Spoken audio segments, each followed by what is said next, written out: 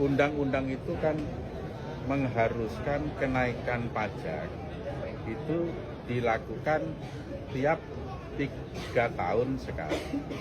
Tiap 3 tahun sekali, bahkan itu bisa lebih, diperbolehkan lebih, ya. Karena pajak ini adalah sumber utama pendapatan untuk pembangunan. Tapi pada kenyataannya kan selama kurun waktu 14 tahun itu tidak pernah dilakukan. Jadi kalau kita hitung sesuai dengan undang-undang, tiap 3 tahun sekali, 2011, 2014 harus naik, 2017 harus naik, 2020 harus naik, 2023 harus naik, hingga sekarang ini, ya itu bisa justru lebih dari 1.500%. Ya, jadi kalau kita hitung sesuai dengan tahapan yang diatur oleh undang-undang, naiknya itu bisa lebih dari 1.500% atau mungkin sekitar 2.000%. Tapi ini hanya kami lakukan sebesar 250%. Jadi 250% itu adalah dampak dari 14 tahun tidak pernah dilakukan. Satu itu, yang kedua, keuangan Kabupaten Pati ini sangat minim. Hanya 15% dari APBD. Pendapatan daerah itu hanya 15% dari APBD. Bahkan tepatnya hanya 14,5% dari APBD.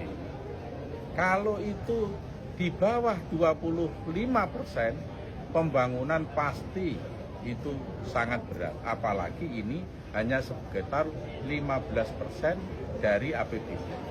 Jadi kita itu memang berusaha untuk menggali semua potensi daerah. DPRD pun setiap kali kami rapat paripurna itu selalu memberikan saran kepada pemerintah untuk meningkatkan pendapatan daerah. Untuk meningkatkan pendapatan daerah. Jadi begitu. Dan dari kenaikan pajak sebesar ini, kami itu hanya mendapatkan 36 miliar. Yang itu kami gunakan untuk melanjutkan pembangunan infrastruktur. Sementara pengeluaran kami itu jauh lebih besar untuk menggaji pegawai P3K dan honorer yang kurang lebihnya sebesar 200 miliar. Dan saudara juga tahu bagaimana proses penerimaan pegawai honorer ini. Saudara tahu ini tidak menjadi rahasia lagi. Gitu loh. Jadi, dan 200-an miliar yang dipakai untuk gaji P3 dan honorer itu duitnya siapa? Itu juga duit rakyat. Jadi duit rakyat ini yang dipakai untuk menggaji mereka. Gitu. 36 miliar kami dapatkan untuk membangun jalan, tapi sekitar 200 miliar yang uang rakyat itu dipakai untuk gaji. Jadi ini masyarakat harus paham, harus tahu. Dan alhamdulillah ini saya sampaikan, pembayaran pajak ini berjalan lancar. Sampai sekarang sudah hampir 50%. Dan kemungkinan besar paling lambat bulan Oktober itu sudah lunas. Kalau di tahun-tahun sebelumnya lunas itu di bulan Desember, di tahun ini kemungkinan besar Oktober sudah lunas. Dan bagi warga yang memang kondisi miskin ekstrim, kondisi sangat tidak mampu, kita bebaskan, tidak bayar pajak. Ya kan?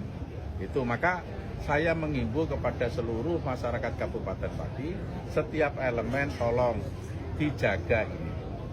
Ya, supaya situasi Kabupaten Pati aman dan kondusif.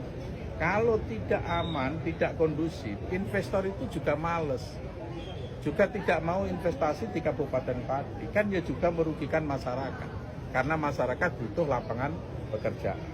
Jadi kami ini tidak melarang demo. Silahkan demo. Kalau sampai kalimat kata-kata seperti itu, saya yang kemarin, 5.000 silahkan, 50.000 silahkan. Itu saya tidak menantang rakyat. Saya hanya menegaskan bahwa keputusan saya terhadap hal ini itu sudah bulat, sudah tepat demi pembangunan pada rakyat. Jadi saya tidak menantang rakyat, masa rakyat saya saat tantang.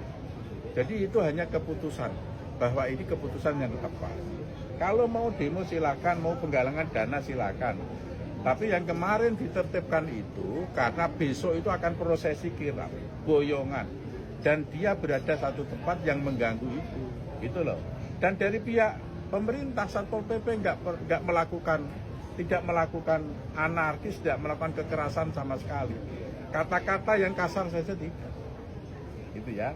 Tapi di framing sedemikian di seluruh Indonesia itu seolah-olah Kabupaten Pati ini situasinya mencekam.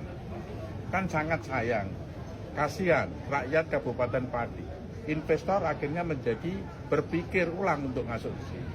Jadi dampaknya ini besar, maka saya mohon semua elemen masyarakat Kabupaten Pati tahan diri. Ya, demi Kabupaten Pati yang kita cintai.